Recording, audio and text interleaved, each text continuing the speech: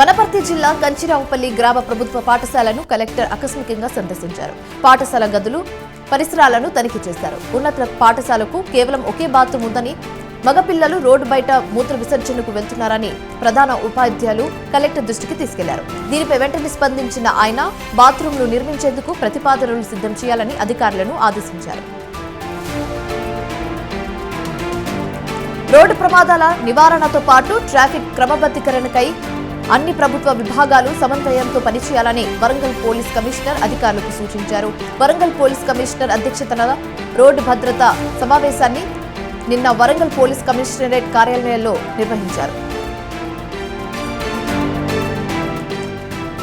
జూదానికి అలవాటు పడి జల్సాలకు బానిసై సులువుగా డబ్బు సంపాదించాలనే ఉద్దేశంతో దొంగతనాలకు పాల్పడుతున్న ఓ యువకుడు జైలు పాలయ్యాడు.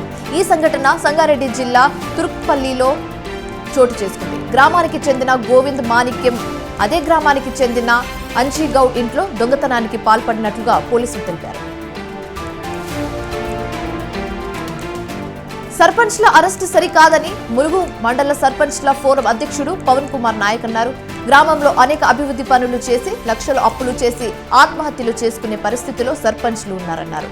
సెక్రటేరియట్ ముట్టడించి తమ బాధ్యతలు ప్రభుత్వానికి విన్నవించేందుకు కార్యక్రమంలో భాగంగా పోలీసులు అడ్డుకోవడం సరికాదన్నారు. నేషనల్ హైవే అధికారుల తీరుపై ములుగు జిల్లా ప్రజలు ఆగ్రహం వ్యక్తం చేశారు. వర్షాలు, ఈదురుగాలులతో హైవేపై పడిన వృక్షాలను వెంటనే తొలగించకపోవడంపై మండిపడ్డారు.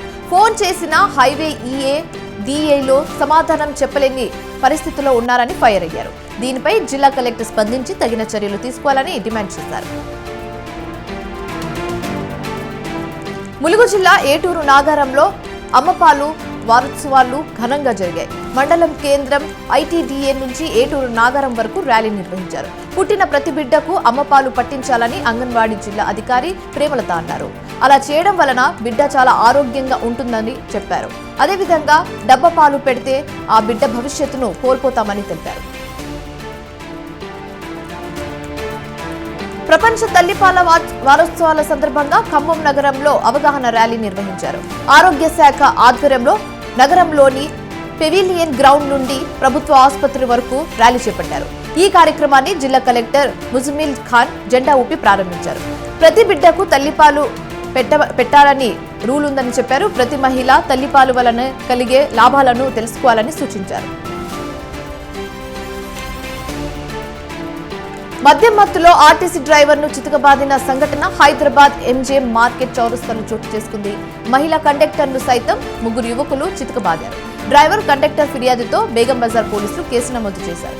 యువకులను విడిచిపెట్టాలని ఓ అధికారి ప్రతినిధి ఫోన్ చేయడంపై విమర్శలు వెల్లువెత్తాయి. యువకుల వేధింపులతో మైనర్ బాలిక ఆత్మహత్య చేసుకున్న సంఘటన మేడ్చల్ జిల్లా జవహర్ నగర్ పోలీస్ స్టేషన్ పరిధిలో చోటు చేసుకుంది. సిద్దిపేట జిల్లా హుస్నాబాద్ లో 9వ తరగతి చదువుతున్న శాలిని కొన్ని కారణాల వల్ల బాలాజీ నగర్ లోని ఇంటికి వచ్చింది. ఈ నేపథ్యంలోనే శివ యువకుడు ప్రేమ పేరుతో వేధించడంతో పాటు చాలా ఇబ్బందులు పెడుతున్నారని తెలిసి రాత్రి ఉరేవేసుకుని ఆత్మహత్యకు పాల్పడింది. కుటుంబ సభ్యుల ఫిర్యాదుతో పోలీసులు యువకుడిని అదుపులోకి తీసుకున్నారు. కడప జిల్లా కదిరి రోడ్లోని డంప్ యార్డ్ వద్ద రోడ్డు ప్రమాదం చోటు చేసుకుంది. శ్రీ సత్యసాయి జిల్లా బట్రేపల్లి నుండి పులివెందులకు వెళ్తున్న కూలీల ఆటోను ఓ లారీ ఢీకొంది. ఈ ఘటనలో ఒకరు మృతి చెందగా పలువురికి గాయాలయ్యాయి. క్షతగాత్రులను స్థానిక హాస్పిటల్కు హుటాహుటిన తరలించారు.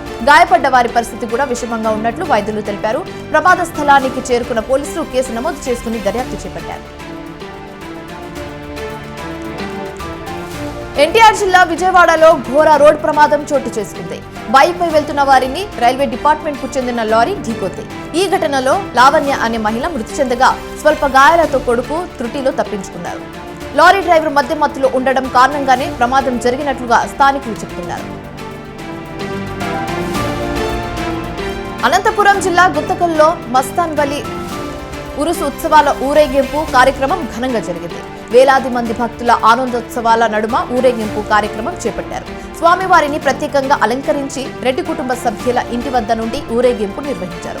ఎటువంటి అవాంఛనీయ సంఘటనలు జరగకుండా పోలీసులు గట్టి బందోబస్తును ఏర్పాటు చేశారు.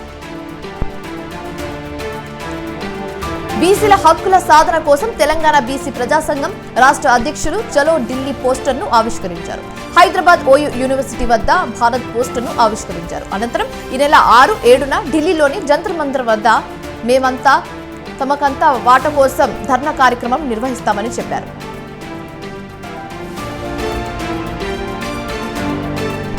విజయనగరం జిల్లా జయప్రకాష్ స్కూల్ వద్ద నిన్న రాత్రి జరిగిన రోడ్డు ప్రమాదంలో 12 ఏళ్ల బాలుడు మృతి చెందాడు. మణికంఠ కుటుంబానికి న్యాయం చేయాలంటూ గ్రామస్తులు రోడ్డుపై బైఠాయించి ఆందోళన చేశారు. అదేవిధంగా తమ విధి రోడ్లను బాగు చేసేటప్పుడు హెవీ వెహికల్స్ ను దారి ఇస్తామని నినాదాలు చేశారు. ఎమ్మెల్యే బేబీ నాయక్ హామీతో గ్రామస్తులు అక్కడి నుంచి వెళ్లిపోయారు. హైదరాబాద్ ఓయూ యూనివర్సిటీ ఏబీవీపీ నాయకులు ఆందోళన చేపట్టారు. యూనివర్సిటీలో మౌలిక వసతులు కల్పించాలని నినాదాలు చేశారు. ఇన్ఛార్జ్ వీసీలను కాకుండా పర్మనెంట్ వీసీని నియమించాలని డిమాండ్ చేశారు. అనంతరం సీఎం రేవంత్ రెడ్డి దిష్టిబొమ్మను దగ్ధం చేశారు. ఈ నేపథ్యంలోనే పోలీసులు విద్యార్థులకు తోపులాట చోటు చేసుకుంది. జయశంకర్ భూపాల్పల్లిలో తమ సమస్యలు పరిష్కరించాలని గ్రామస్తులు ర్యాలీ చేపట్టారు. పెద్దలు వేసుకున్న గుడిసెలకు పట్టాలివ్వాలని కోరారు. ఇంటి నెంబర్స్ ఇచ్చి మిషన్ భగీరథ ద్వారా మంచినీటి సౌకర్యం కల్పించాలని డిమాండ్ చేశారు. కొరమయ్య భవన్ నుంచి మున్సిపాలిటీ కార్యాలయం వరకు ర్యాలీ చేపట్టారు.